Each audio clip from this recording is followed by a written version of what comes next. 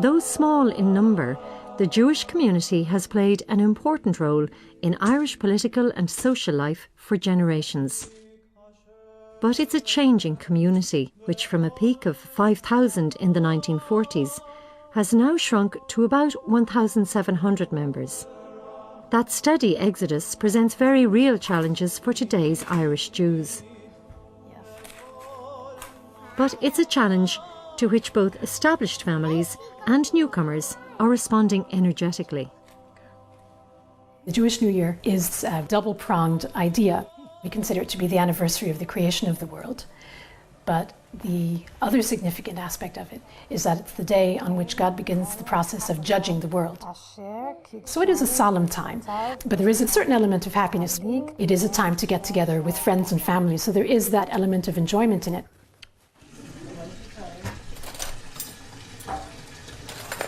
It's the custom to eat apple dipped in honey to symbolize our hopes for a sweet new year.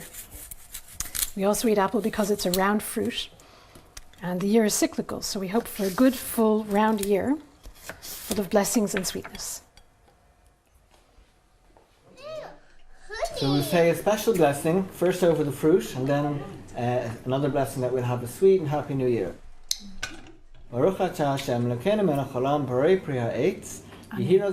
Being a part of a Jewish community involves mixing with people. In fact, when you pray, you have to pray within a quorum.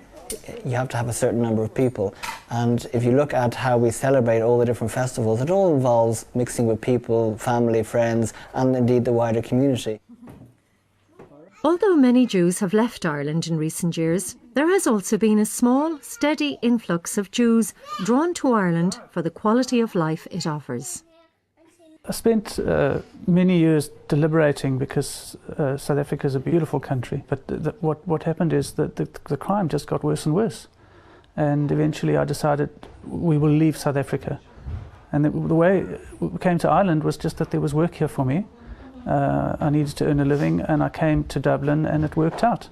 And we were embraced by the Jewish community, and that was a very strong factor in making us feel comfortable here. You know, when you first arrive in a country, you don't even know which shops, where the shops are or anything, and they were there to take me wherever I needed to go, and with my children as well.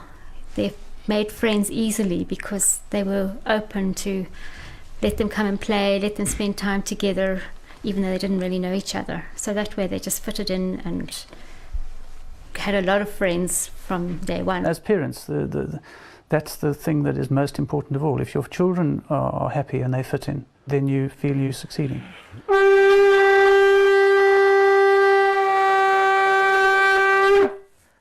Now, what do you think of this big shofar?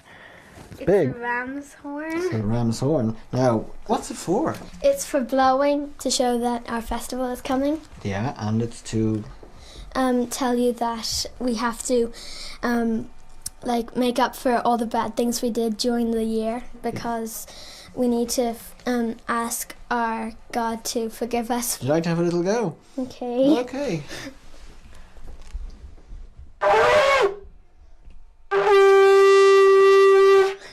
Fantastic.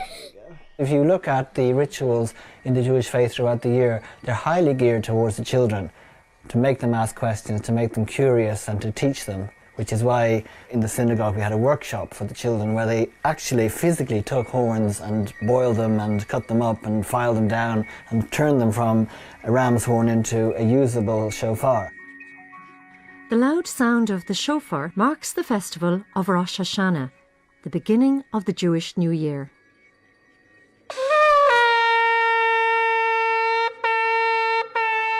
Rosh Hashanah culminates in the solemn festival of Yom Kippur, the Day of Atonement. The Jewish New Year is really the focal point of the calendar. These 10 days from Rosh Hashanah, from the New Year to the Day of Atonement, would be a day that even the unaffiliated would attend services, would come to the synagogue.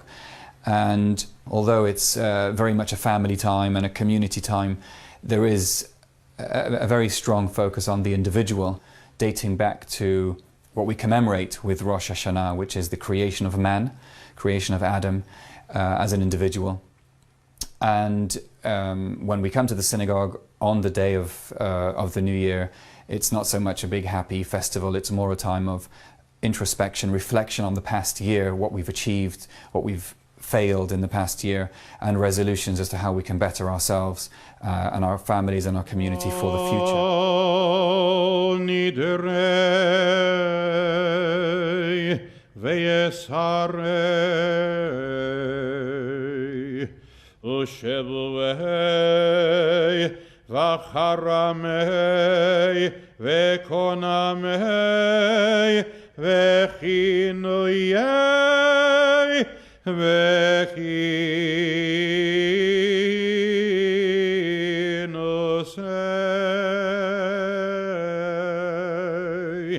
It's a way of life, really. We have a set of guidelines, we have a blueprint given to us in the scriptures of how we should live our lives, how to be good, ethical, moral people.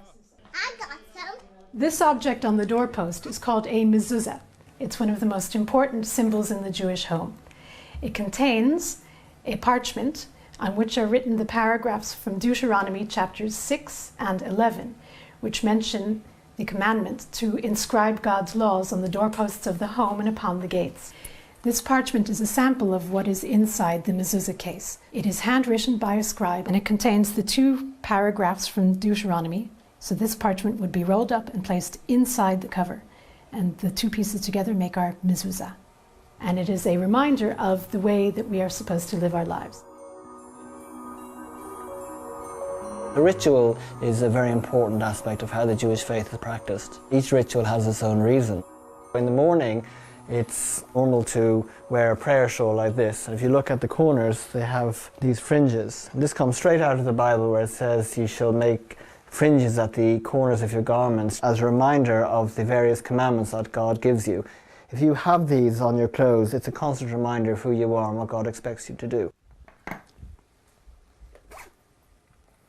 Now, in these boxes, you will find a little piece of parchment, and on the parchment there's handwritten Hebrew words from the scriptures, the Shema prayer. And again, this comes straight out of the scriptures, where it says that these particular words shall be written upon your arms and as frontlets between your eyes. Passing on the rituals and practice of the faith is a concern for Jewish parents. Their hope is to see their children accepted as adult Jews, which occurs during the bar mitzvah ceremony for boys and the bat mitzvah for girls. This is a siddur and it has all the prayers and what we say on the Sabbath. And I got this after my bat mitzvah, presented to Gabrielle Eppel by the Dublin Hebrew congregation. Well, the bat mitzvah is like a confirmation and it's a becoming of age. Baruch atah Adonai Eloheinu melech haolam asher k'dishani b'mitzvotav v'tzivanu l'hadlik ner shel Shabbos. How do you pronounce it? Yeah. Read the blessing. You start, Emma. Shabbarach Avoteinu Abraham Yitzchak v'Yaakov. This is an actual certificate of the like having done your bat mitzvah, and that's This of is the one. exam. Yeah, this is like you've passed your exam.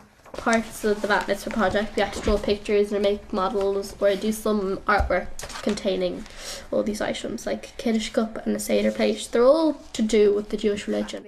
After my bat mitzvah, I felt a little bit more mature and I just felt better in myself because my parents brought me up Jewish and I will continue following that way of life.